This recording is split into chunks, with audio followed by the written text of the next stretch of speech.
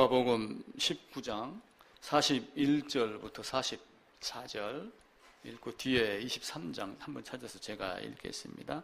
함께 읽겠습니다. 누가복음 19장 41에서 44절까지입니다.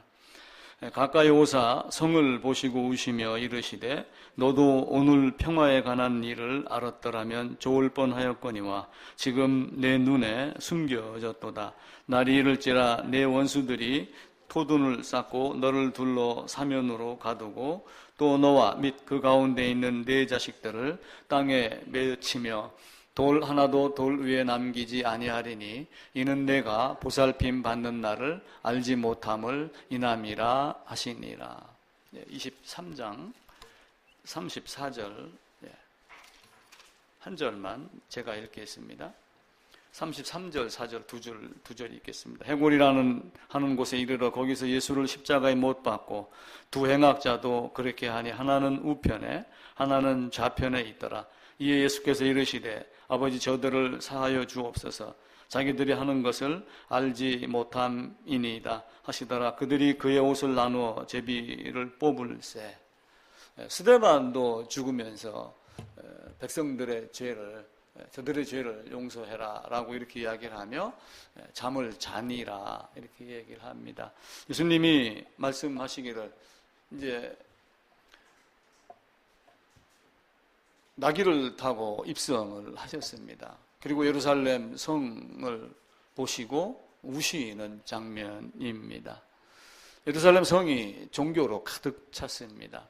근데 그 종교로 가득 찬 성이 AD 70년에 로마의 티투스 장군에게 멸망, 폐쇄, 파괴, 성전 기물 모든 것이 다 사라졌습니다. 그 이전에 이미 솔로몬에 의해서 성전이 지어졌잖아요. 솔로몬에 의해서 성전이 지어졌던 것이 사실은 솔로몬이 지었지만은 모든 자재 이런 것들은 누가 준비를 했어요? 사실은 다윗이 준비를 한 겁니다. 설계도를 누가 줬어요? 다윗이 줬어요. 근데 설계도를 다윗이 만드는 게 아니고 하나님이 나에게 이렇게 말씀하셔서 설계도를 그려주셨다. 이렇게 말씀을 하셔요. 그래가지고 솔로몬 성전을 졌는데 이 솔로몬 성전을 짓고서 나라가 둘로 쪼개졌죠. 솔로몬 사후에. 그리고 여기서 포로로 70년 동안 끌려갑니다. 이때 이 성전이 다시 다 파괴가 됩니다. 그래서 솔로몬 성전 제1성전 이렇게 이야기를 하죠. 근데 파괴가 됐다가 다시 돌아와가지고 이게 586년도인데 돌아와서 다시 성전을 건축을 합니다. 스룹바벨 인도하에. 근데 스룹바벨이 왕족이거든요. 근데 건축을 완성한 해가 몇 년이냐면은 516년입니다. 그래서 포로로 세 차례 끌려가고 돌아오기를 세 차례 했지만 연도가 70년이라는 개념이 맞지는 않은데 이 성전이 파괴되고 성전이 재건된 걸로 따지면은 정확하게 70년이 됩니다. 그래서 두 번째 졌다고 하여 제2성전, 스룹바벨 성전 이렇게 말씀을 하셔요. 그런데 이 솔로몬 성전보다 이 스룹바벨 성전이 화려했겠어요? 초라했겠어요? 엄청 초라하죠. 예를 들면 구중궁궐이었다가 초가집 비슷하게 모양만 갖춘 형태. 그러니까 이 솔로몬 성전의 영광을 본 사람들은 스룹바벨 성전을 보고 너무 초라하여 울었더라. 이렇게 이야기를 합니다. 그런데 이제 이 솔로몬 성전, 스룹바벨 성전이 다시 어디로 가냐면은 헤롯 시대까지 이렇게 갑니다. 헤롯 시대까지. 다 낡고 이렇게 한단 말이에요. 왜냐하면 느헤미야가 어떻게 했어요? 성전 문이 벽이 불탔다는 얘기를 듣고 와서 다시 재건을 하고 하는 쪽으로 회방하는 자들이 많았단 말이에요. 그런데 주전 18년 혹은 20년 이렇게 얘기를 하는데 이때부터 뭘 하냐면 유대인들의 환심을 살려고 성전을 새로 건축을 해요. 그래서 제3성전 혹은 헤롯 성전 이렇게 이야기를 하죠. 근데 이 성전을 몇 년 동안 건축을 하냐면은 63년 동안인가를 건축을 해요. 근데 건축을 하는 그 중간 46년째 됐을 때 예수님이 성전을 헐라 이렇게 얘기를 하니까 이 성전을 46년 동안 지었는데 네가 이걸 헐으면 어때 하겠느냐? 내가 성전이다 얘기를 하시면 내가 사흘 만에 일으키겠다 이렇게 이야기를 하죠. 예수님이 그 말씀 하시고 난 그 이후에도 46년인가 7년 되니까 이게 몇 년이야? 6, 7년 동안 계속 또 이어져 갖고 성전이 건축이 되죠. 근데 이 성전이 몇 년에 멸망을 하냐면 AD 70년에 로마의 장군이 와가지고 돌 하나도 돌 위에 남지 아니하고. 왜 그러냐면은 그 이스라엘 성전에 많은 것들을 노략질 당했지만은 그 돌 사이에 금을 숨겨놨다라고 하는 어떤 이런 소문들 있죠.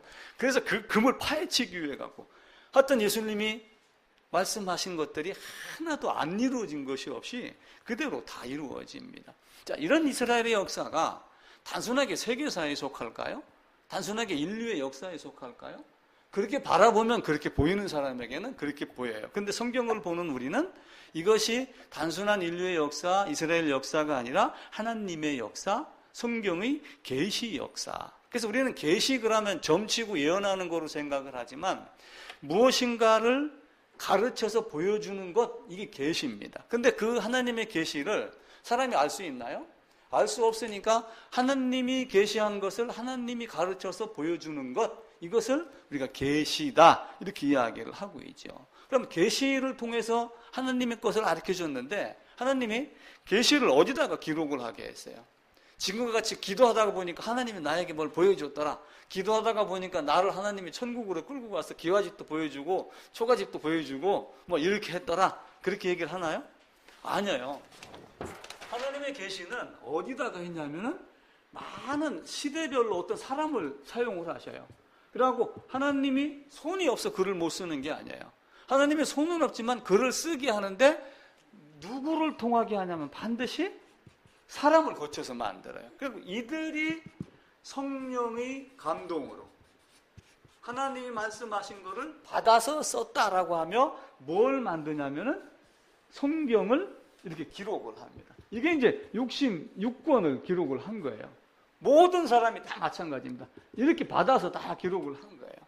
자, 그러면은 저자가 모세오경 같은 경우는 모세가 창세기, 출애굽기, 레위기, 민수기, 신명기를 썼어요. 그럼 모세오경은 사상이 같다 할지라도 여호수아는 사상이 같겠어요? 틀리겠어요? 같아요.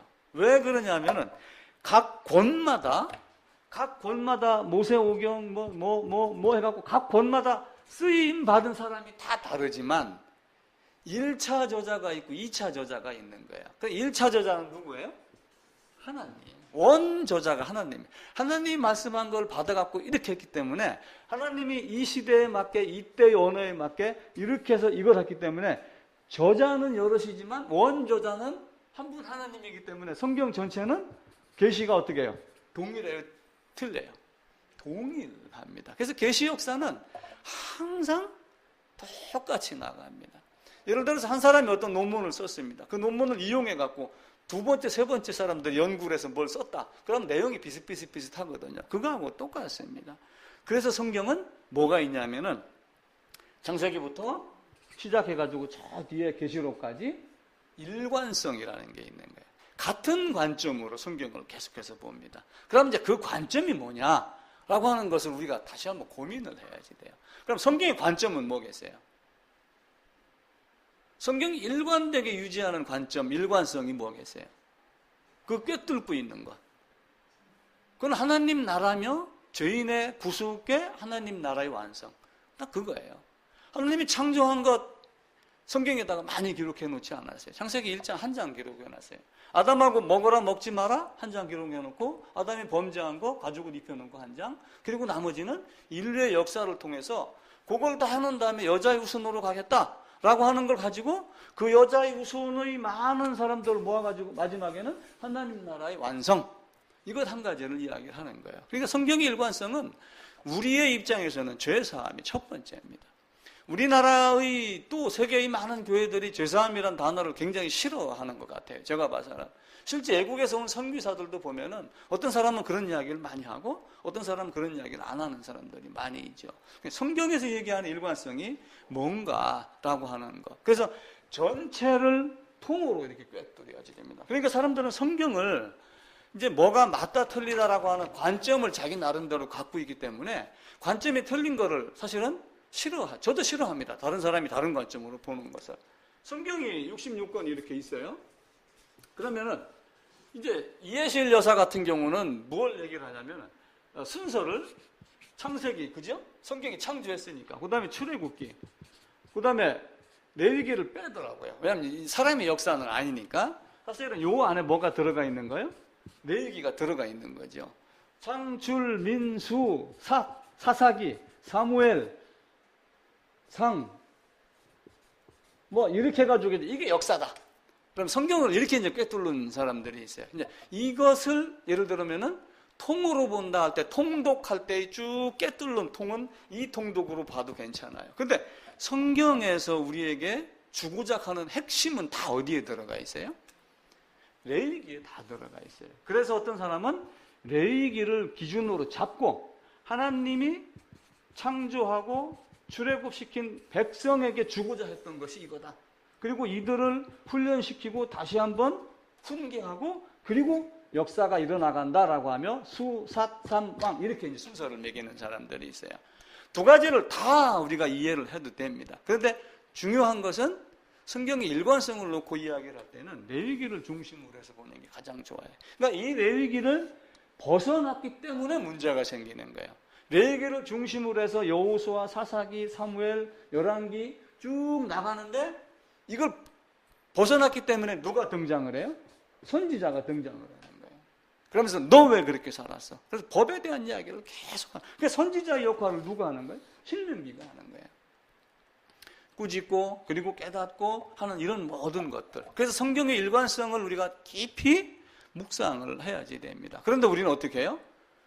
룻기서를 보면 꼭 5월달에 설교하지요. 왜 5월달에 설교를 해요? 나오미가 어머니 하나님 시어머니를 극진히 섬겼거든요. 효도를 가르쳐요. 근데 효도를 가르치는 게 아니에요. 이방인도 사랑하신 하나님. 원 남편이 죽고 새 남편 예수에게 인고하는 그 남편 둘을 비교를 하고 있고 이방도 보아스에게 이끌고 가는 하나님. 세상 남편이 아니라 예수 남편에게 이끌고 가는 하나님. 또 그러면서 유대인들이 말씀을 맡았는데 그 말씀 맡은 것을 이방인에게도 전하는 그 책임을 또 강조하기 위한 것. 그러면서 보아스를 통해서 다윗, 그리스도 예수 이걸 가르치고 그러죠. 언젠가 제가 심청전 주제 얘기 한번 한 적이 있었어요. 심청전의 주제는 효도냐 아니냐. 제가 이제 답을 두 개를 적으면 여러분이 딱 느끼죠. 심청전은 심청이가 아버지 눈뜨게 하려고 효성을 지극히 강조를 했습니다. 또 하나는 효성을 실행하기 위해서 뭐가 됐어요? 제물 됐어요.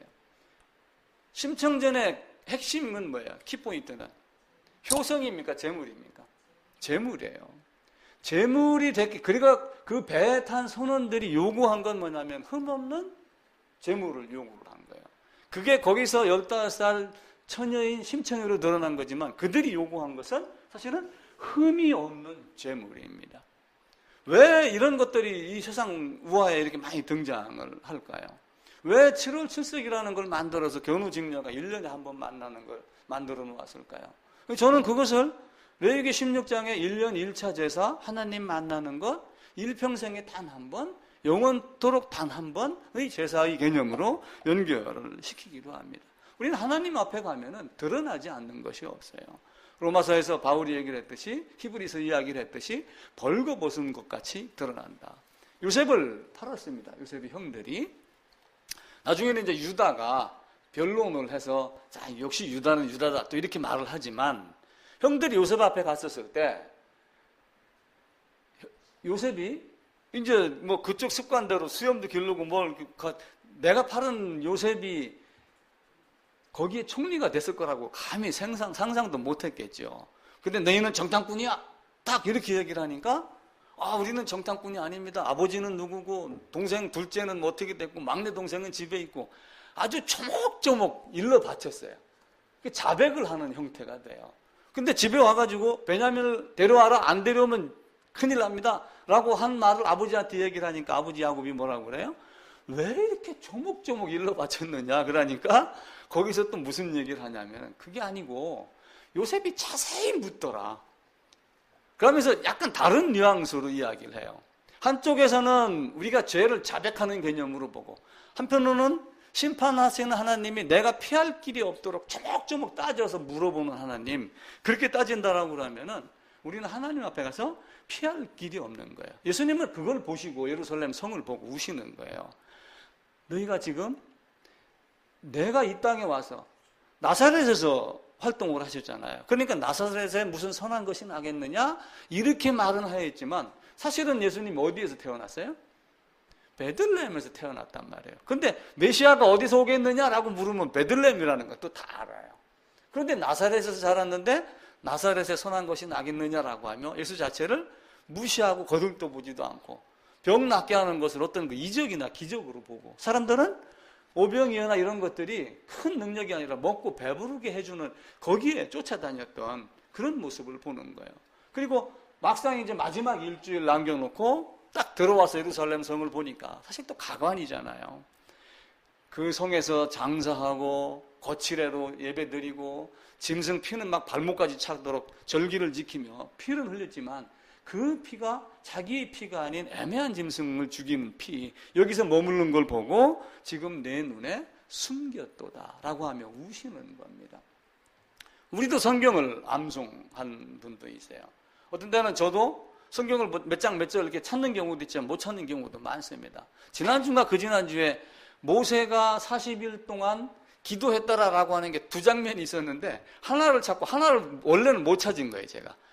바로 그 앞에 있었는데, 그러니까 돌판을 던지고 나서 하나님이 진노를 하는데 모세가 이 죄를 나한테 돌리고 이 백성을 용서해 주세요라고 하며 40일 동안 아무것도 물도 마시지 아니하고 40일 동안 기도했더라라고 하는 장면이 나오고, 또 기도한 장면이 이제 악평했었을 때 가데스 바네아에 가가지고 들어가라라고 하니까 난 싫어요, 못 들어갑니다. 애굽으로 다시 돌아갈 거예요. 다시는 애굽 사람 보게 돼 있어요, 못 보게 돼 있어요. 못 보게 되어 있는데 간다라고 그러니까 거기서 또 하나님이 진노하고 모세가 제발 이들을 살려주세요라고 하면 중보자로 기도하는 이런 모습을 갖고 있는 거죠.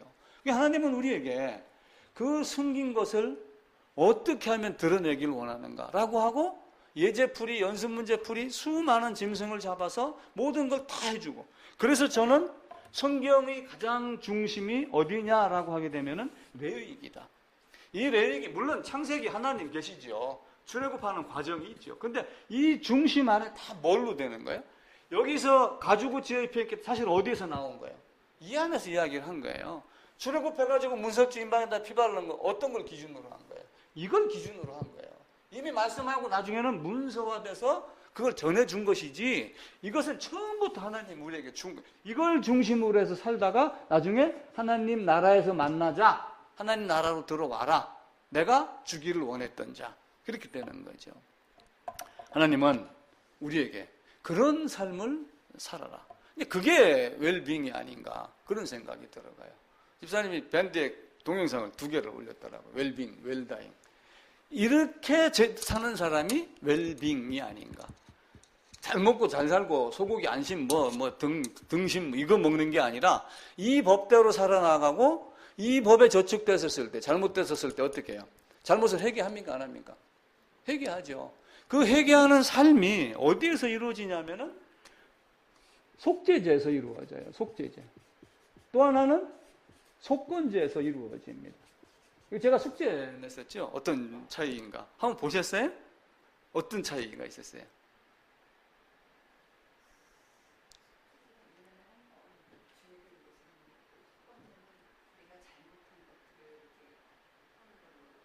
그래서 번제, 소제, 화목제, 속죄제, 속건제, 대표적으로 5 제사가 있거든요. 근데 그게 누가 그것을 행하고 해당이 되냐면은 출애굽한 백성, 하나님 백성에게 해당이 돼요. 그러니까 속죄제든 속건제든 번제든 이거는 살아가면서 계속해서 드리는 거예요. 근데 1년 1차 제사는 평생에 단 한 번, 1년에 단 한 번, 영원부터 영원까지 계신 하나님이 단 한 번, 단번에 다시는 죄를 위하여 제사드릴 것이 없느니라 라고 하는 거죠. 그래서 이 삶, 이 웰빙이 된다면은 웰다잉이 될 것이다. 근데 저는 웰에이징이라는 소리는 또 처음 들어봤어요.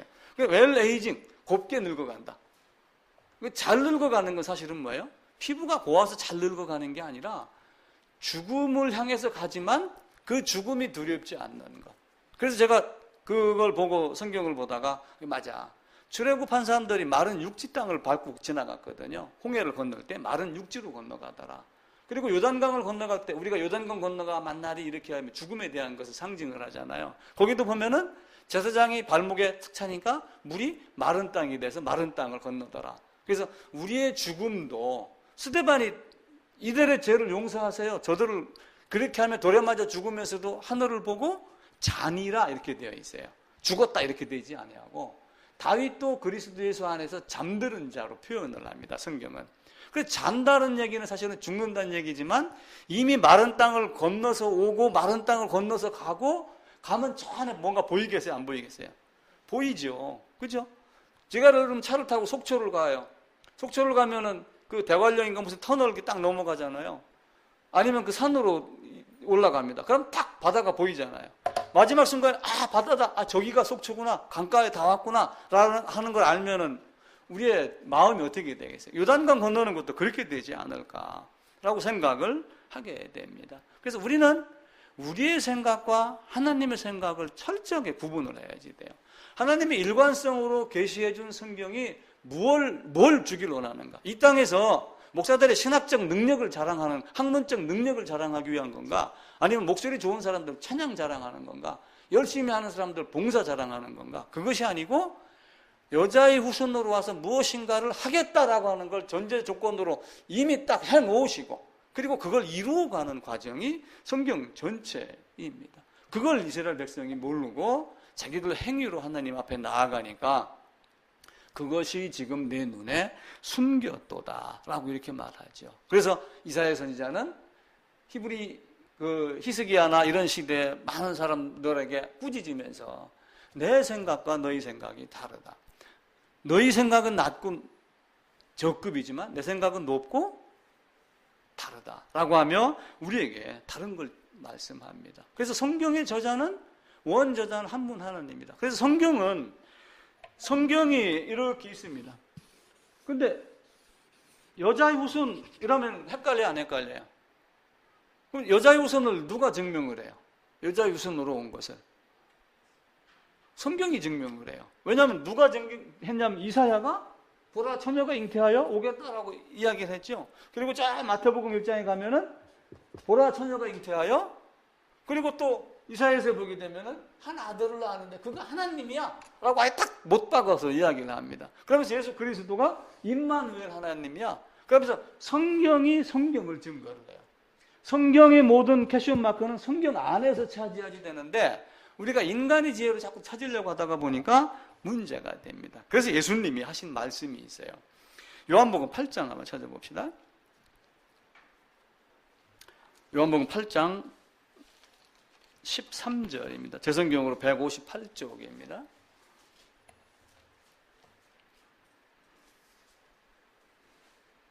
이제 율법에는 어떤 재판을 받으면 증인을 반드시 세웁니다.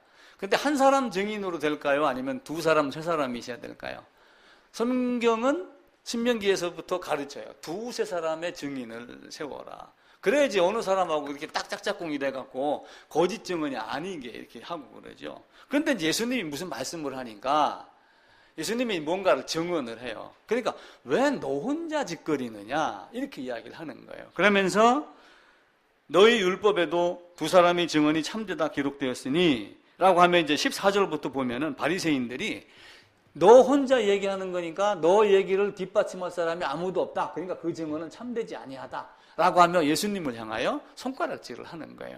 그게 8장 13절부터 이어집니다. 그런데 그 말을 들은 예수님이 무슨 말씀을 하냐면은 18절입니다. 내가 나를 위하여 증언하는 자가 되고 나를 보내신 아버지도 나를 위하여 증언하니 증언하는 자가 누구예요? 하나님이시며 몇이 돼요? 삼위일체 하나님 셋이 증거를 하는 결과가 되는 거예요. 그러니까 내가 나를 위하여 증거하여도 내 증거가 참되다라고 이렇게 말씀을 하셔요. 그래서 우리는 성경이 성경을 증거하게 성경이 자증하는 능력을 우리는 알고 성경에서 모든 것을 찾아내야지 됩니다. 성경이 얘기하는 세상은 뭐예요? 성경이 얘기하는 세상은 하나님 나라와 세상 나라, 죄인과 의인입니다. 자, 재물 많은 청년이 문제가 있어서 떠났습니다. 어떤 문제가 있었을까요? 한편으로 보면은 재물 많은 청년이 떠난 이유가 뭐 때문에 떠난 거예요? 재물이 많아서. 재물이 많다. 이걸 버리지 못해서. 그죠? 이래서 사실은 슬피 울며 떠난 겁니다. 근데 이게 누구 앞에서 그렇게 했어요? 예수님 앞에서. 예수님 앞을 재물 많은 청년이 근심하며 슬퍼하며 떠났습니다. 왜냐하면 예수님이 무슨 말씀을 하셨거든요. 그러면은 자, 우리가 자세히 보면은 재물이 많기 때문에 떠났다. 바꿔 얘기하면 예수가 누구인지 몰라서 떠났다. 어디다가 초점을 두는 게 더 좋아요?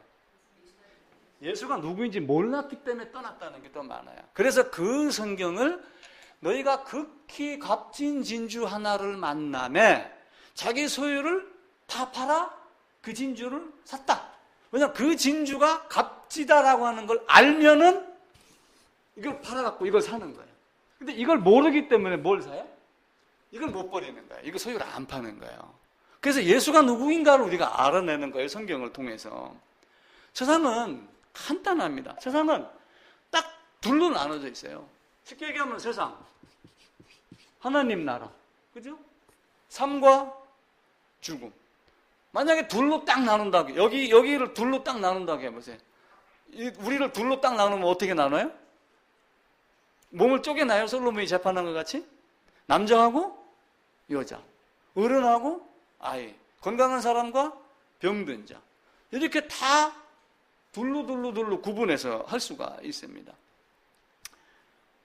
천국과 지옥, 율법과 은혜. 근데 율법과 은혜는 구약은 율법이고 구약은 은혜가 없었나요? 왜냐하면 모세와 아론 항상 같이 주어집니다.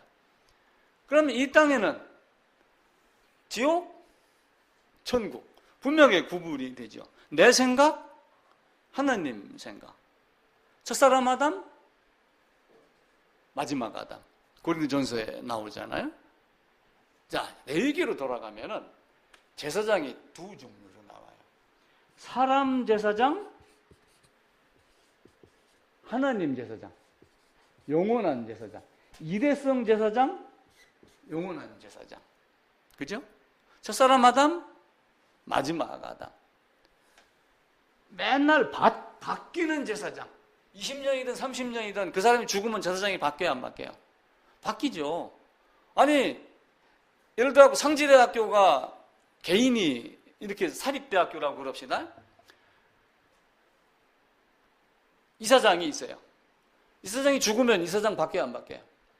죽으니까 바뀌잖아요. 근데 만약에 하나님이 거기 이사장이었다. 그럼 바뀌어요, 안 바뀌어요? 영원토록 안 바뀌죠. 죽음과 삶, 사망과 생명. 제사장도 사람 제사장, 한 번뿐인 제사장, 하나님 제사장, 영원한 대제사장. 구별이 확실히 됩니다. 그죠? 또 하나는 뭐예요? 사람 제사장이 바뀌듯이 제사를 매년마다 1년에 한 번씩 반복했어요. 근데 여기는 어떻게 합니까? 단번. 단 한 번에 끝나죠. 그죠? 둘로 나누면 아주 세상은 쉽게 보입니다. 반복해서 하는 것이 아니라 단번에 영원토록 한 번으로 끝내놨다. 하나님은 그래서 다시는 죄를 위하여 제사 드릴 것이 없다. 자, 아담이 입었던 옷은 무슨 옷이에요? 무화과 옷. 무화과 옷에 반대되는 것은 가죽 옷. 무화과 옷은 마르고 비틀어지고 떨어지고 삭고, 가죽 옷은 영원. 요즘 아무리 기술이 좋아도 무소탕이 100년밖에 못 가. 그렇게 말하면 어쩔 수가 없어요. 근데 그거가 의미하는 말 우리가 알면은 쉽지요. 그래서 하나님과 우리와의 생각이 다르다라고 하는 것. 또 한편으로는 뭐가 있어요? 이스라엘 백성이 어디에 거하냐면은 성막의 주에 있습니다. 자, 요 안에 성소, 지성소가 있잖아요. 그러면 레위 지파가 이렇게 있고 나머지 백성들이 어디에 빙 둘러 있어요? 그런데 사실은 하나님이 원하는 것은 여기 있는 걸 원하는 거예요. A라고 하는 지점입니까? 사실 이 B라고 하는 지점에 들어오기를 원하는 거예요. 울타리 안과 울타리 밖. 이 울타리를 누구로 얘기를 해요? 내가 문이니 그러면은 예수 그리스도. 예수 그리스도 안과 예수 그리스도 밖. 그렇죠? 죄가 있는 자와 죄가 없는 자. 이 두 차이예요. 하나님은 디모데전서에서 무슨 말씀을 하냐면 모든 사람이 구원을 받으며 진리를 아는 데 이르기를 원한다. 그럼 모든 사람 100%일까요? 실제 아닌 게 우리 눈에 보여요. 그럼 하나님이 거짓말했느냐? 하나님이 능력이 없어서 모든 사람을 다 100% 구원하지 않았어요? 모든 사람을 구원하기를 원했으면 노아 방주 시대 때부터 모든 사람이 다 탔어야지 돼요. 근데 왜 그렇게 했을까? 하나님이 그 사람만 원했기 때문에 그래요. 그 신비를 우리가 이렇게 말하는 것 이외에는 말할 수 있는 방법이 없어요, 지금. 그래서 지금은 거울로 보는 것 같이 희미하나 마지막 날에는 그날에 가서 얼굴과 얼굴을 보는 것 같이 그 신비를 알 것이다. 그런데 여기서 알 수 있는 한 가지 방법은 뭐예요? 재물에 대한 이야기를 제가 몇 번 드렸죠. 동물하고 재물의 차이가 뭐라고 그랬어요? 여기서 이렇게 해서 한 마리를 좀 끌고 들어갑니다. 이건 지금 재물이에요, 동물이에요? 이거는 지금은 동물입니다. 그죠? 근데 한 사람이 여기서 이제 이걸 끌고 가는 거예요. 질질질 끌고 갑니다. 잘 따라올 수도 있고 안 따라올 수도 있겠죠. 어쨌든 여기 끌고 들어가서 요 번제단 앞에서 여기다가 뭘 해요? 안수합니다. 그럼 이게 뭘로 바뀌어요? 재물로 바뀌는 거예요.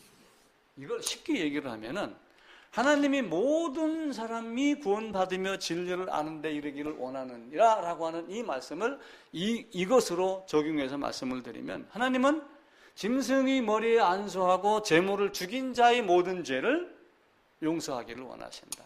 그렇게 보시면 돼요. 이해가 되세요?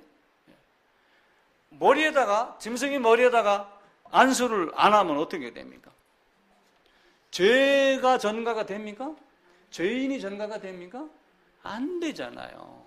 그래서 바울이 로마서에서 죄인 아담 첫사람, 둘째 사람 계속해서 이야기를 하고 로마서 6장에 가서 느닷없이 연합에 대한 이야기를 해요. 또 뜬금없이 다른 데 가서도 중간중간 찔러서 그 이야기를 하는 겁니다. 세상은 모두가 다 타락이 되어 있어요. 물론 이들은 이스라엘 백성이에요. 이스라엘 백성이면 또 한편으로 세상 전체를 놓고 한번 보잔 말이에요. 그 안에 성소, 지성소가 있는 자, 없는 자. 성소, 지성소에 들어가기 위해서 이 문을 통과한 자, 담 넘어간 자. 그러니까 둘로 구분하면은 문으로 들어간 자, 담 넘어 들어간 자. 이것도 돼요. 울타리 밖에 있는 자, 울타리 안에 있는 자. 여길 들어가서 마당만 밟는 자가 있고 지성소 안에 들어간 자가 있고. 그죠? 엄연하게 둘로 구분될 수가 있습니다. 자, 태국에서 멧돼지 해가지고 이제 축구부 이름이 그렇더라고요. 그 아이들이 이제 다 건졌습니다. 13명인가 살아났죠. 이제 한 분이 이제 잠수사가 돌아가셨더라고요. 안타깝죠. 그 아이들이 동굴에 갇혔을 때의 소원은 뭐였을까요?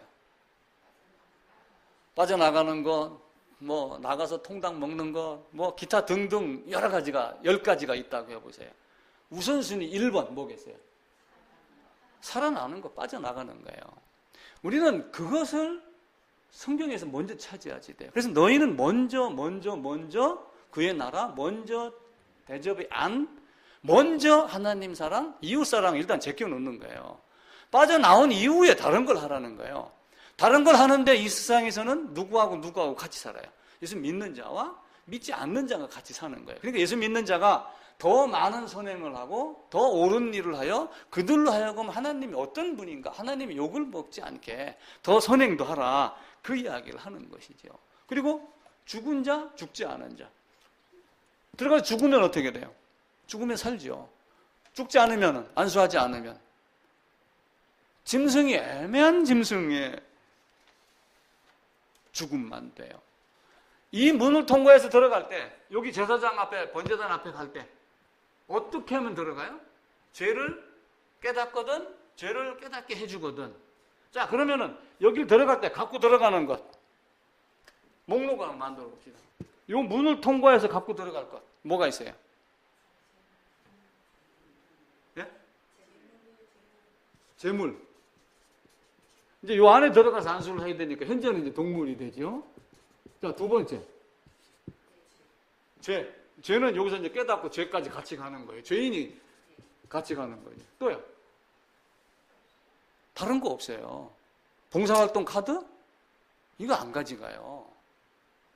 헌금 내역서? 이거 안 가져가요. 주일날 예배 출석 도장?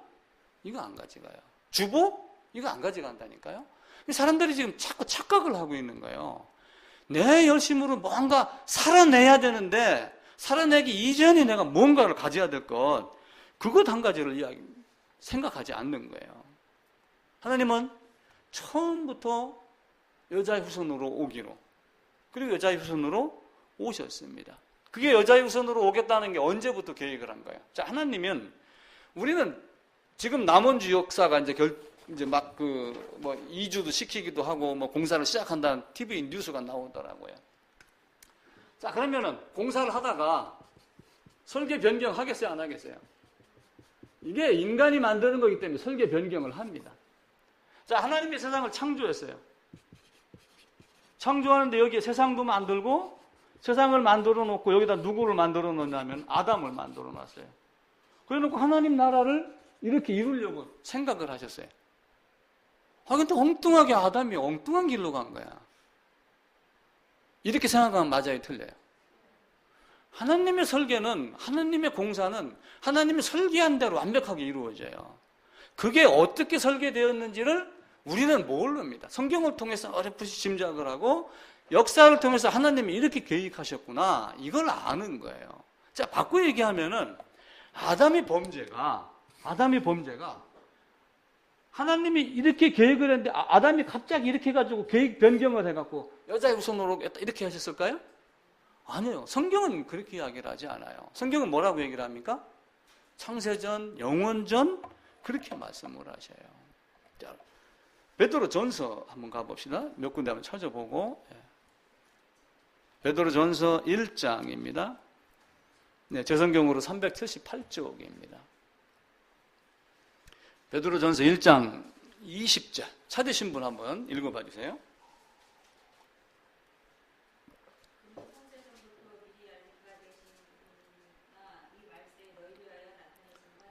예, 그는 언제부터요? 창세전부터. 우리가 찾기 쉬워서 계속 에베소만 많이 찾고 그랬는데 베드로도 바울 못지않게 창세전부터 그렇게 하셨다라고 하는 것을 말씀을 하셔요. 그러면서 베드로도 무슨 얘기를 하냐면은 너희가 말세를 조롱하지 마라. 이미 하나님이 그렇게 돼 있어서 계획하여 실행하려고 하는 그것을 지금 네 눈앞에 보이지 않는다고 하여 인간의 지혜로 하나님이 보이지 않는다 하여 하나님을 조롱하지 마라. 그 이야기를 합니다. 에베소서 1장 3장에도 보게 되면 영원부터 또 창세전에 이렇게 말씀을 하셔요. 에베소서 3장으로 가봅시다. 에베소 3장 가면은 3장 11절입니다. 313쪽입니다. 제가 읽을게요. 곧 영원부터 우리 주 그리스도 예수 안에서 예정하신 뜻대로 하신 것이라 라고 하며 창세전부터 에베소 1장 4절에 있는 말씀하고 연계시켜서 그렇게 말씀을 하셔요. 또 로마서 16장 한번 가보겠습니다. 그 앞으로 가셔가지고 로마서 16장입니다.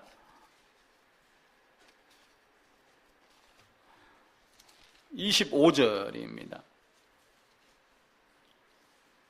262쪽입니다. 로마서 16장 25절, 26절 함께 읽읍시다. 나의 복음과 예수 그리스도를 전파함은 영세전부터 감추어졌다가 이제는 나타내신 바 되었으며 영원하신 하나님의 명을 따라 선지자들의 글로 말미암아 이렇게 하며 창세전부터 영원전부터 영세전부터 영원하신 성령으로 영원한 기업을 얻게 하신 이것을 말씀을 하셔요. 하나님은 이 땅 안에서 레위기를 중심으로 많은 것을 주십니다. 성경을 기록하여 우리에게 주셨습니다. 그런데 그 신비가 먹어라 먹지 마라라고 했었을 때 아담이 범죄했기 때문에 하나님이 계획을 변경해서 여자의 후손으로 오겠다. 아담이 범죄를 했기 때문에 뭔가 계획을 바꿔서 이걸 회복시키겠다라고 하는 것이 아니라 여러 다른 말씀을 찾아서 보게 되면 결국 이 아담의 범죄도 창세 전에 하나님이 이렇게 만들어 놓으신, 계획하신 그 신비로움이 우리에게 있는 거예요. 하나님의 법은 몇 가지가 될까요? 물론 한 가지입니다. 하나님 사랑해라, 사랑하지 마라. 근데 그 안에 다 들어갑니다. 그래서 이게 우리가 성경 공부하기 좋도록 앞서가지고 성경에 뭐 무슨 단어는 총 몇 개가 있다 이런 걸 다 조사하는 사람들이 있어요. 그 얼마나 감사합니까? 물론 그 사람이 하나님 말씀을 다 받아들이는지 안 받아들이는지는 몰라요. 근데 어쨌든 간에 학문적으로 접근을 해가지고 그렇게 만들어놔요. 모세오경 안에 모세를 통하여 하나님 율법을 줬는데 율법을 몇 가지로 줬냐면 613가지로 줬어요. 613계명이다 이렇게 이야기를 해요. 그런데 이게 해라라고 하는 게 몇 개냐면은 248개. 나머지는 하지 마. 이거는 해라. 이렇게 되는 거예요. 근데 또 한의학자들, 인체학자들이 딱 무슨 얘기를 하냐면은 인간의 뼈 마디가 248개랍니다. 그걸 조사를 했는데 우리가 침 놓을 때 혈자리 있잖아요. 혈이 몇 개냐면은 365개인가 그렇습니다. 그래갖고 이게 613개가 돼요. 그래서 모세오경 창세기에 율법이 몇 개, 출애굽기에 몇 개, 뭐 해라 하지 마라, 해라 하지 마라. 이래서 신명기까지가 613개가 들어오는 거예요. 근데 아담에게는 뭘 줬어요? 먹어라 하나, 먹지 마라 하나. 근데 그것 하나를 못 지키는 거야. 근데 613개를 지키겠어요? 이것을 호세아는 뭐라고 얘기했냐면 율법을 10,000가지로 줬다 이렇게 얘기를 한 거예요. 율법 많이 줬다 그 얘기. 왜냐하면 또 여기서 파생하는 것들이 계속 많이 있겠죠. 수도 없이 많은 거예요. 이걸 다 지킬 자 있다? 없다. 없는 걸 알기 때문에 하나님이 이 땅에서 사역을 하시러 이 땅으로 오시는 겁니다. 그래서 이 율법을 우리는 이렇게 쭉 보면서 쟤는 이거 지켰어, 쟤는 이거 못 지켰어. 옆 사람 보지 말고 누구를 봐라? 나를 봐라. 성막 안으로 짐승을 끌고 들어가는 것은 이 안으로 짐승을 끌고 들어가서 누구를 보냐면 자기 자신을 보는 거예요. 왜 나는 가는데 저놈은 왜 안 와? 이걸 자꾸 보면 안 된단 말이에요. 다른 게 하나 다 보이지 아니하고 자기 것만 보여야지 돼요. 그래야지 신앙이 뭔가를 찾아갑니다. 우리는 조직의 그늘에 묻혀갖고 조직 생활하고 교회 그늘에 묻혀서 종교 생활하고 이래갖고 우리 그러는데 어느 날 우리라는 게 깨닫고 이게 우리가 아니고 나구나 라고 하는 게 탁 뒤통수로 스치고 지나갈 정도로 그 나라고 하는 단어가 여러분 머릿속에 보여야지 돼요. 레위기를 그리스도 예수와 성막이라는 얘기를 하면서 계속해서 지금 같은 이야기를 반복하는 거예요. 이 반복하는 게 이제 마무리되고 이번 주에 다음 주에 요 문이 뭐고 요 포장이 뭐고 뜰이 뭐고 하는 걸 설명해 나가기 시작을 하면은 앞서 얘기했던 걸 여러분들이 기억을 하면은 왜 우리가 그게 필요한 건가라고 하는 걸 생각을 하게 되죠. 죄를 생각을 하는 게 좋아요? 죄인을 생각하는 게 좋아요? 죄인입니다. 반드시 죄인에게서 죄가 나옵니다. 그래서 이스라엘에게는 제사가 번제, 그리고 소제, 화목제, 속제제, 속건제 이게 나와요. 제가 요거 숙제 드렸죠? 속제제하고 속건제하고 차이점이 뭐에 있었는가? 아니, 발견하셨어요? 우리 김 이사님. 도 이사님. 우리 강 이사님 다른 데 쳐다봐. 속죄제, 속건제. 레위기로 한번 넘어가 보겠습니다. 그리고 이제 제가 간단하게 얘기할 때 대구로 가셔가지고 꼭 한번 보셔야지 돼요. 레위기 4장을 보게 되면은 레위기 4장에서 5장 13절까지 속죄제가 나오고 그 뒤에 이제 속건제에 대한 이야기 나오거든요. 속건제는 뭔가 남에게 폐를 끼치고 해당 행위를 하고 손해를 보게 하고 이렇게 한 것의 얼마를 갚냐면은 원금에다가 플러스 20%, 5분의 1을 더해서 갚아요. 근데 이 속건제는 뭐가 나오냐면은 사람이 등장하지 않아요. 사람이 없고 어떤 사람인가는 모르지만 어떤 사람이 어떤 짓을 했다라고 하는 여기에다가 초점을 맞춰요. 속건제는 그러니까 나오는 행위 자체를 이야기를 하는 거예요. 자, 그러면은 속죄제는 뭐가 나와요? 속죄제는 어떤 사람이 어떤 걸 행했다라고 하는 행함이 나와요, 안 나와요? 안 나와요. 속죄제는 뭐만 나오냐면은 누가 어떤 사람이 죄를 알았다, 죄인이다 아니다만 이야기를 해요. 그죠? 그래서 속죄제와 속건제를 이해를 하고 죄인과 죄의 행위와 이걸 계산을 하셔야지 돼요.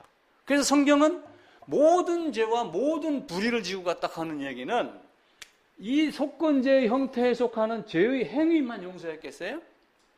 우리는 자꾸 교회 가서 뭐 기도한다 하고 새벽 기도 가서 주여 나 이 죄도 졌고 저 죄도 졌습니다 라고 하면 죄의 행위, 속건제에 해당하는 여기에다가 자꾸 생각을 해요. 물론 이것을 한 행위에 대한 것의 주체가 누구예요? 사람이죠. 사람에다가 초점을 맞추는 게 속죄제입니다. 그래서 인생은 가면서 계속해서 속죄제와 속건제를 드려요. 속죄제는 1년에 몇 번 드려요? 대속죄는 한 번이에요. 이 속죄는 수시로. 그래서 성막 안에 성막이 이렇게 해서 문을 열고 딱 들어가가지고 지성소, 성소가 있고 물두멍이 있고 번제단이 있고 여기 제사장이 서 있는데 제사장이 앉는 의자가 있어요, 없어요? 없어요. 쉴 틈이 없이 이 수많은 백성들이 죄를 깨달으면 계속해서 온단 말이에요. 그들은 서서 일하고 쉬지 않고. 근데 하나님은 지금 어디에 있어요? 예수님은 하나님 우편에 앉아 계신다. 왜? 일을 끝냈잖아요. 이들은 서서 하고 예수님은 앉아 계시고. 앉아 계셨으니까 일을 완성했다는 뜻이 아니에요. 완성했다는 뜻이에요. 이들은 서서 있고. 그래서 속죄제, 속건제를 드리는데 그 안에 이제 번제냐, 화목제냐, 소제의 개념이 약간씩 들어가는 거예요. 그러면서 우리 이웃 간의 사람과 사람 간의 관계, 그게 뭐예요? 속건제.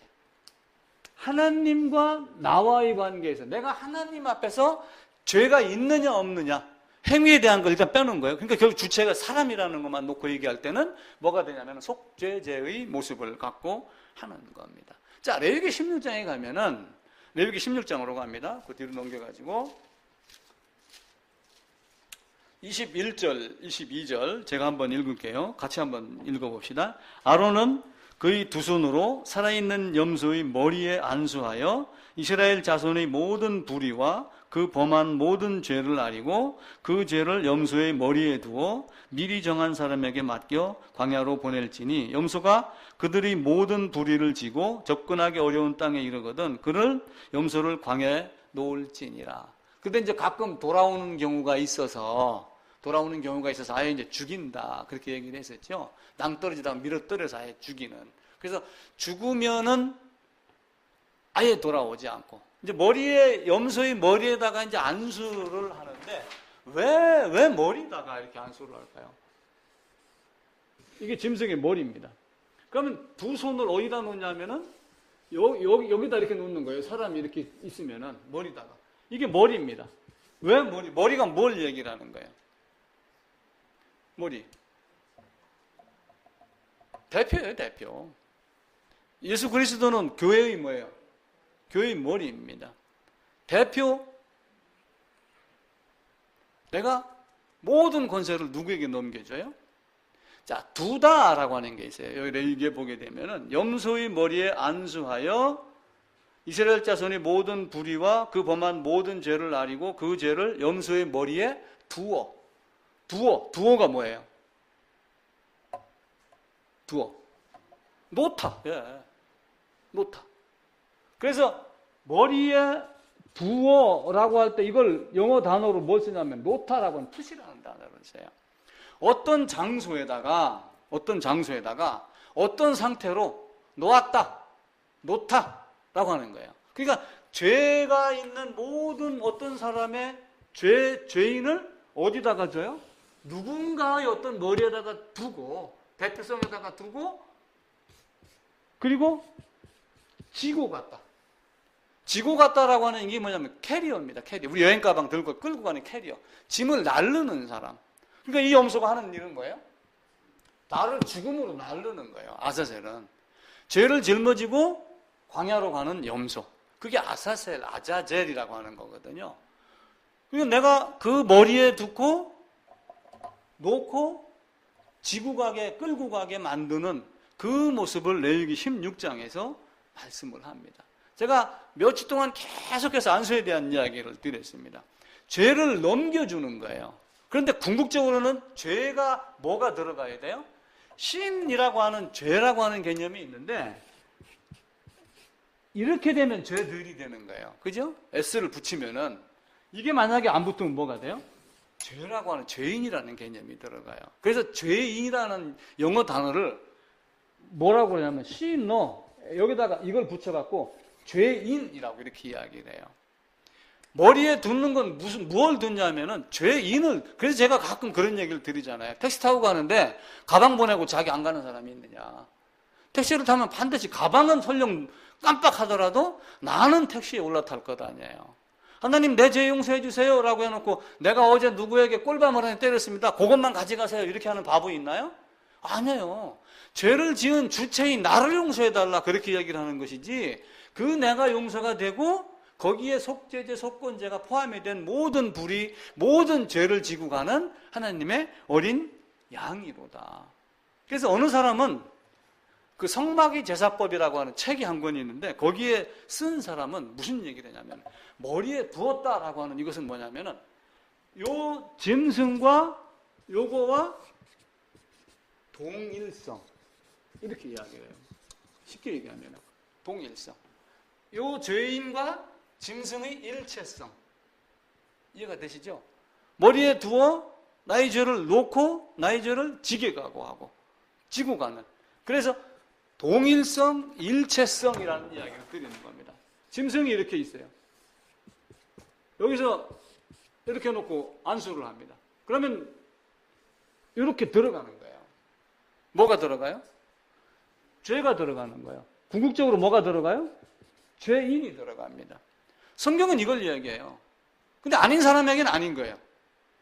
여러분이 저를 신뢰하지 말고 성경을 신뢰하고 말씀 전하는 저를 신뢰하면 이 말을 꼭 믿으세요. 어느 사람이 히브리인 미국 어떤 사람이 성막을 연구를 하는데 한국의 그 지난주인가 제가 그 지난주인가 강문우 목사인가를 얘기한 적이 있었어요. 의자에 앉았는데 마침 성막을 연구하는 어느 사람이 같이 앉아갖고 여행을 하면서 한 10시간 동안 비행기를 타며 성막에 대해서 계속 이야기를 했다. 그러면서 그 미국 목사가 하는 얘기가 성막을 제대로 알면 죄의 전과 죄인의 전과 요한의 세례가 무엇인지 안다.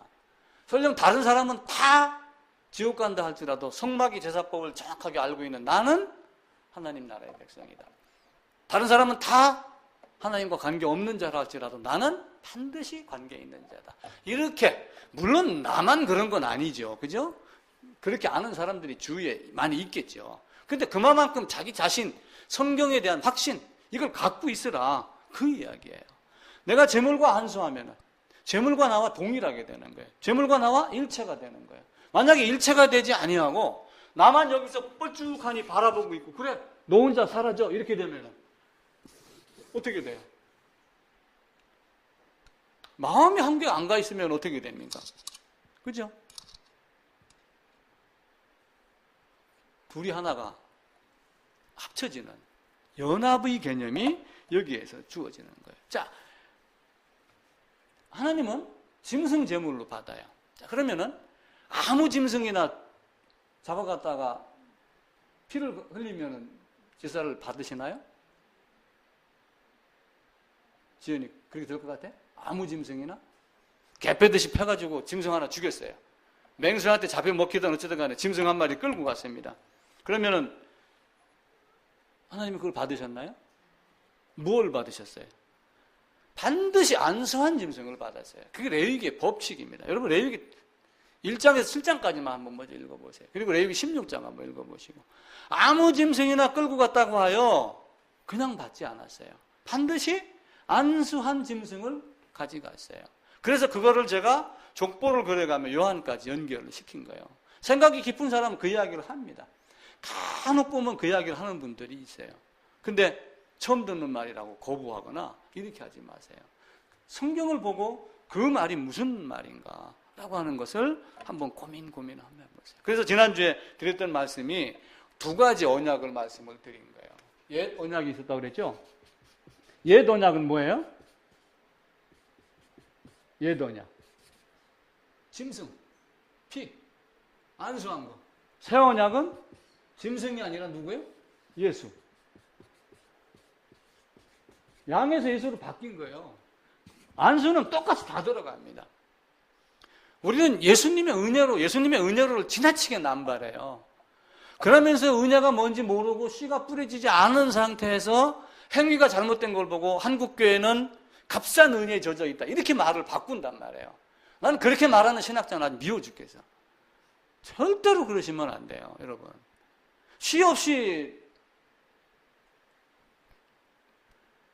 자라는, 솟아나는, 쌍나는 뭐 봤어요?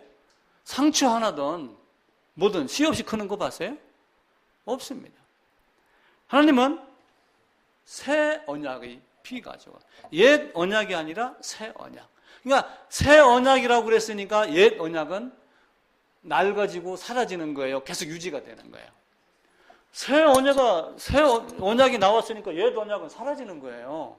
그래서 사람 제사장은 죽고 사람마다 때가 되면 바뀌는 제사장은 사라지고 영원한 대제사장이 영원한 기업의 약속을 영원한 성령으로 영원한 속죄를 이루어 놓은 겁니다. 그래서 나는 새 언약의 중보자이다. 이렇게 말씀을 하셔요. 그래서 히브리서에도 보게 되면은 새 언약의 중보자이신 예수와 및 이렇게 나오는데 이제 번역이 좀 애매모호해서 몇 군데 성경을 찾아보니까 새 언약의 중보이신 예수 그리스도의 피는 이렇게 번역하는 게 가장 좋아요. 아벨이 흘린 피보다 나은 피다. 왜? 아벨이 흘린 피는 뭐였어요? 아벨과 짐승의 피. 그죠? 아벨과 짐승의 피였는데 그것보다 더 나은 피는 뭐예요? 대제사장이신 단 한 번으로 마치시는 그 모습. 예수님이 6월절 만찬하시면서 떡과 포도주를 갖다 놓고 이 잔은 뭐라고 얘기하셨어요? 이 피는 내 피로 세우는 새 언약이니. 이렇게 하며 자기의 죽음 6월절 양으로 죽는 짐승과 같이 희생돼서 죽는. 그런데 누가 내 머리다가 안수를 할 거냐? 하나님은 그걸 기다리는 거예요. 레위기 16장에서는 대표로 믿던 믿지 아니하던 하나님은 자기의 사역을 완성하신 거예요. 여기서 아론은 모든 이스라엘 백성을 대표하여 대신하여 어떤 짐승에다가 안수를 했고, 그죠? 이 짐승으로 온 또 다른 양 예수 그리스도가 여기 있을 때 또 한 사람 안수한 사람이 있어요. 그게 세례자 요한입니다. 근데 우리는 세례자 요한 그러지만 사가랴의 아들 제사장 요한 이렇게 읽으세요. 성경에 그렇게 나와 있지 않기 때문에 제사장 요한 어디 제사장이라고 있느냐 그러지만 그런 사람한테 가서 그렇게 얘기를 하세요. 이거 너 제사장 세습되는 줄 몰라? 사가랴의 아들 요한 제사장인 줄 몰라? 성경이 기록이 안 돼 있어도 그게 안 보여? 너는 눈이 있어도 보이지 않는 소경이다. 그렇게 얘기를 하세요. 그게 보이면은 왜 예수 그리스도가 요한에게 세례를 받았는가? 왜 아론이 1년 1차에 여기다가 먼저는 자기 죄. 근데 예수님은 자기 죄를 위한 속죄제를 했어요, 안 했어요? 안 했어요. 왜냐하면 그분은 죄가 없으신 분이니까. 단번에 자기를. 여기서 아론이 두 번째 했던 것을 예수님은 단번에 원투 펀치를 두 번에 다 날린 거예요. 오실 때부터 죄가 없는 분으로 오셨잖아요. 1년 1차, 평생에 한 번, 영원토록 한 번, 모든 것을 다 이루어 놓으신 하나님. 그래서 우리는 안수에 대한 개념을 자꾸 교회에서 뭐 이렇게 목사 안수 오디네이션 하는 이런 뭐 손 얹고 어디 파송 보낼 때 안고 뭐 인정해주고 하는 이 안수로 자꾸 생각을 하는데, 물론 성경에도 기름 부음의 안수가 있고 권위를 인정해주는 안수가 있어요. 근데 진짜 성경에서 가르치는 안수는 뭐예요? 레위기의 안수입니다. 이걸 먼저 이해를 하고 그걸 시행하는 자들이 그 시행하는 자에게 무엇인가를 네가 그걸 맡아 책임 이렇게 하는 안수와 그 개념을 두 가지를 동시에 다 이해를 하셔야 돼요. 그래서 임직하거나 또 아니면 어떤 구별하거나 하는 이 안수가 아니라 죄인을 넘겨주는 안수. 동물과 내가 하나가 돼서 동물이 죄가 있어요, 없어요? 애매모호하죠. 물론 아담의 범죄로 모든 동물까지도 다 죄가 있습니다. 그러니까 동물도 죽지요. 동물도 지나가는 개 한번 차보세요. 내가 돌을 물립니다. 아니, 그 순한 개가 집에서 키우는 개라고 발로 한번 차보세요. 나한테 덤벼요, 안 덤벼요? 당연히 덤빈다니까요. 왜 그건 어디서 나와요? 아담의 범죄로 타락해서 악해졌기 때문에 그래요. 근데 그 이전에는 그런 게 없었을 거예요. 아담이 죽지 않았듯이 범죄 이전에 언젠지는 모르지만 그 동물도 끊임없이 순한 양으로, 그러니까 사자, 코끼리, 호랑이, 다 뱀, 아담이 갖고 놀았던 것 아니에요. 근데 범죄 후에 그런 모습이 됐죠. 예수님께서 이 땅에 오셔서 우리에게 가르쳐 준 것, 그 레위기의 제사를 여러분들이 꼭 기억을 하셔야 됩니다. 아무 제사나 받아주는 것 아니에요. 아무 짐승이나 받아주지 않고 반드시 안수한 짐승. 그래서 모든 사람이 구원을 받으며 진리를 아는 데 이르기를 원합니다. 아론은 모든 사람이 그 마음으로 했습니다. 했는데 결국은 죄를 깨달은 사람이 동물에다가 안수하고 제물을 만들어서 죽여요. 자기 죄를 위하여 자기가 끌고 들어가요. 그것이 안 되면 안 됩니다. 그래서 우리 죄를 하지 말고 나의 죄라고 계속 생각을 하세요. 예전 조선시대에 사화나 이런 거 한번 봐보세요. 전하 죽여주시옵소서 이런 거 많이 하거든요. 그게 사헌부에 있는 사람들의 할 일이지만 실제는 죽기를 두려워하면서 입술만 놀리는 사람이 있어요. 성경도 똑같습니다. 예수님이 내 죄 가져갔어. 말로는 그러는데 속안머리는 다 죄가 득실득실하면서 말로만 예수님은 사랑이야 이렇게 하며 뛰어넘기는 사람들이 의외로 많아요. 죄를 깨닫거든, 죄를 깨닫게 해주거든. 대표적인 예로 나단이 다윗에게 가가지고 당신이 그 사람이야. 만약에 왕이 기분 나빴으면 나단 죽어요, 안 죽어요? 죽음을 불사하고 그 이야기를 한 거예요. 레위기를 가지고 이스라엘 역사가 쭉 이어지지만 선지자들에게 핍박 안 한 이스라엘 백성들이 있었어요? 만약에 그렇게 했더라면 예수님이 오셨어도 환영받고 맞습니다, 당신이 메시아입니다 이렇게 해야지 돼요. 지적하는데 좋아하는 사람이 있어요? 없습니다. 저도 누가 그거 어쩌고 저쩌고 마누라가 나한테 야 그거 어쩌고 이렇게 하면 나도 기분 나빠요.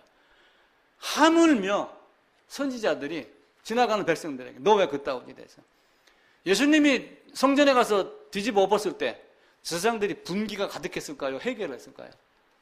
분기가 가득했죠. 그렇게 하고서 어떻게 죽일까 모의하기 시작을 하잖아요. 그래서 죄를 깨닫게 하고 하는 것이 굉장히 힘이 드는 겁니다. 그런데 이 땅의 교회가 많은 사람들에게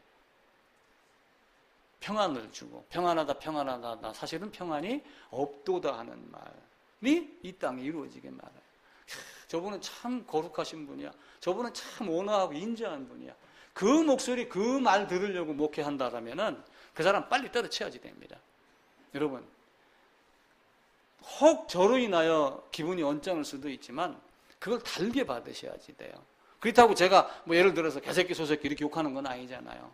죄에 대한 이야기를 했었을 때 왜 저 인간이 저 얘기를 하지? 그게 아니라 죄를 깨닫게 해주는 거예요.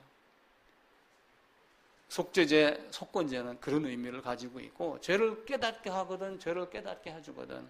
그러니까 아담은 하나님의 소리를 듣고 그러니까 예수를 올바로 예수가 어떤 존재인가 알았다면 재물을 버리게 되어 있어요. 그런데 그게 못 봤기 때문에 재물을 움켜쥐고 근심하며 떠나는 거예요. 극히 값진 진주 하나를 만나면 반드시 그게 극히 값진 진주도 알면 어떻게 돼요? 그거 되는 거죠. 아담도 범죄한 줄 알았어요. 부끄러운 줄 알죠. 근데 그게 확연히 드러난 게 어디예요? 하나님의 소리를 듣고 숨어버리잖아요. 우리도 율법 앞에서 율법 613개 그거 이상으로 많은 걸 줬지만 하나하나 들여다보면서 아이고 그러면 그 죄에 매여서 어떻게 살아? 율법이 맨날 죄 그러면은. 근데 성경은 죄만 해갖고 들볶나나요? 아니에요. 이미 이렇게 해 놓으셨느니라. 다시는 죄를 위하여 제사 드릴 필요가 없느니라. 그러면서 매일 죄를 짓는 자에게 예수를 다시 십자가에 못 박지 마라. 이렇게 하며 행위와 행실에 대한 것까지 이야기를 하고 있잖아요. 그래서 입술로만 하면은 전하 죽여주시옵소서 이렇게 하는 사람은 사실은 속으로 땅바닥에다 눈 깔고 전하를 죽이는 거예요. 사실은 경멸하고 모독하는 겁니다. 그거하고 똑같이 우리도 하나님 앞에서 그런 자세라고 하면은 사실은 주님, 우리 주님이 내 죄 가져갔지요 하면서 사실 하나님을 모독하는 거예요. 하나님은 경멸하는 거고, 하나님은 짐승의 머리에 안수하지 않고 짐승을 죽인 자의 죄는 넘겨받지 않으셔요. 그게 하나님의 법칙입니다. 그래서 내 생각과 너희 생각이 다르다. 내 생각으로 자꾸 성경을 해석하려고 하지 말고 성경이 뭘 말하는가 그걸 따르는 거예요. 그래서 요한이 예수님을 보고 뭐라고 그래요? 요한복음 1장 29절에서 보라 초장죄를 지고 간 하나님 어린 양. 그게 보이는 거예요. 그러니까 자기 제자 중에 두 사람이 예수를 향하여 따라가는데 말렸어요? 말리지 않았어요? 안 말렸어요. 그래 너는 가야 돼. 네? 너는 가야 돼. 그 나오나 노래 있잖아요. 가야 돼, 나는 가야 돼. 순이 찾아가야 해. 하는 그런 노래가 있어요. 똑같이 요한의 제자도 마찬가지입니다. 요한이 붙들어서 되는 게 아니라는 걸 아는 거예요. 그래서 그는 가는 거예요. 요한도 그래서 나는 죽고 그리스도는 살고. 물론 헤롯의 어떤 여자의 딸 때문에 죽임을 당했지만 요한은 스스럼 없이 죽임을 당하는 겁니다. 하나님은 우리에게 그런 모든 것들을 가르쳐줘요. 정말 여러분들 아무 짐승의 피나 받지 않는다. 반드시 죄인이 회개하고 깨닫고 안수하면서 뭐라고 안수했겠어요? 야, 잘 가 이렇게 했겠어요? 참, 그거 안수하면서 얼마나 간절했겠어요. 하나님 나 죄인입니다. 나를 이 양에게 염소에게 넘깁니다. 이 양용소를 가지고 가셔갖고 죽이고 그 죽음 안에 내 죽음이 있게 하여 주옵소서. 그렇게 안 했겠어요? 그것이 예수님의 십자가예요. 근데 우리는 은혜다라고 하는 말로 예수님이 다 해놨잖아. 예수님의 이름으로 기도합니다. 이 말만 하면 돼. 뭐 이런 이상한 억지 이론을 가르쳐갖고 이 땅 안에 있는 사람들이 혼란을 겪고 있는 거예요. 그러다가 자기가 들어보지 못한 말을 들으면 거부를 하는 거예요. 그래서 성경은 들을 귀 있는 자는 들을지어다. 듣기 싫을 자는 듣지 않을 것이요. 들을 자는 들을 것이요. 에스겔 선지자도 얼마나 애달벗으면 그랬겠어요.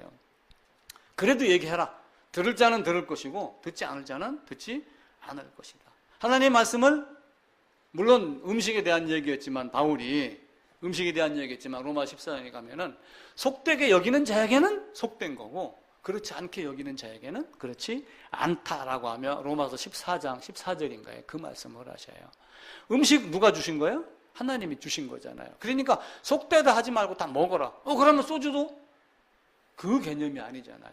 왜냐하면 그때 당시에 먹을 것이 귀했던 시절에 고기를 갖고 왔습니다. 근데 그 고기가 정육점에서 바로 온 것인지 아니면 제단에 들어갔다 온 것인지도 모르잖아요. 근데 누가 옆에 있다가 야 이거 우상제단에 갔다 온 거야. 그렇게 말하기 이전에는 먹으라 그 얘기예요. 하나님이 주신 거니까. 우리의 삶도 마찬가지로 하나님이 우리에게 무엇 주길 원했는가? 재물과 나와 일체성, 동일성, 예수님의 대표성, 대신. 그래서 제가 예전에 어느 신학 교수님한테 물어봤어요. 예수님하고 나하고 동일성, 일체성이라는 말을 써도 되느냐 그랬더니 아직 성경에 그 말이 없어서 글쎄다. 대표성이라는 말은 있는데 써야 될지 안 써야 될지 잘 모르겠습니다. 그런 얘기를 제가 언뜻 한번 듣고 조심스럽게 쓰지만 설령 학자가 이야기를 안 했다고 해요. 우리가 얘기를 안 할 수는 없죠. 동일성이 되지 않으면 내 죄가 처리가 되지 않는다는 것. 안수하지 않으면 내 죄가 넘어가지 않는다는 것 꼭 기억을 하시기를 부탁을 드리겠습니다.